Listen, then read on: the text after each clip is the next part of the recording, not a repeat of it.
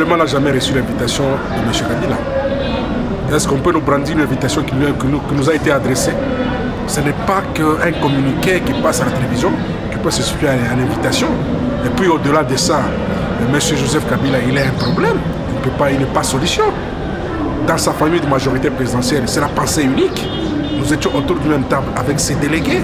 Il n'a qu'à signer l'accord de la Saint-Sylvestre par rapport à l'arrangement particulier et nommer Félix Tshisekedi comme Premier ministre et reconnaître Pierre Lumbi comme président du CNSA. C'est tout, il n'y a pas à être consulté. Quelle est la conséquence logique du non-refus de participer à ces consultations? Monsieur, nous avons déjà discuté aussi trop longtemps. Beaucoup discuté au niveau du centre interdécessionnel. La majorité ne revient qu'à leur problème là des 3 candidats.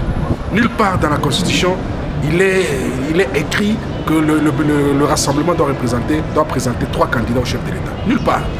Et nous disons que ça c'est un dilatoire. Nous ne pouvons jamais céder à une distraction. Pour nous, c'est une distraction. Alors, quelle est l'attente par rapport à la grève du chef de l'État de ce mercredi?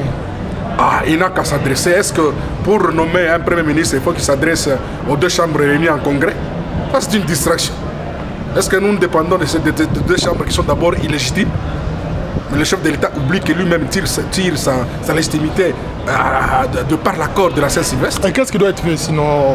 C'est dénommer Etienne Félix Tshisekedi comme Premier ministre et reconnaître M. Pierre Lumbi comme président du CNSA. Et nous allons continuer. Et puisqu'il n'y a pas eu signature des arrangements particuliers, ne pensez-vous pas qu'il revient au chef de l'État de choisir un Premier ministre au sein du Rassemblement? Il ne peut jamais choisir un Premier ministre au sein du Rassemblement. Il n'y a pas eu signature de l'arrangement particulier. C'est par mauvaise foi de la famille de M. Kabila. Puisque pour l'instant, comme toutes les institutions sont en veilleuse, les institutions viennent déterrer la légitimité de l'accord de la Saint-Sylvestre. Même le Conseil de sécurité l'a reconnu dans sa résolution 2348. Nous ne pouvons pas nous passer de cet accord. M. Kabila, il doit se conformer à l'accord, à cet arrangement particulier pour que le pays puisse être remis sur les orbites. Et la résolution 2348, elle est contraignante. M. Kabila, si vraiment il aime cette population qui est en train de croupir dans une misère profonde, il n'a qu'à poser la signale, il n'a qu'à demander à ces gens de rentrer au centre interdécessionnel et de parapher sur l'arrangement particulier, reconnaissant toutes les dispositions de la Constitution, de cet accord. Maître Ville, merci. Je vous remercie.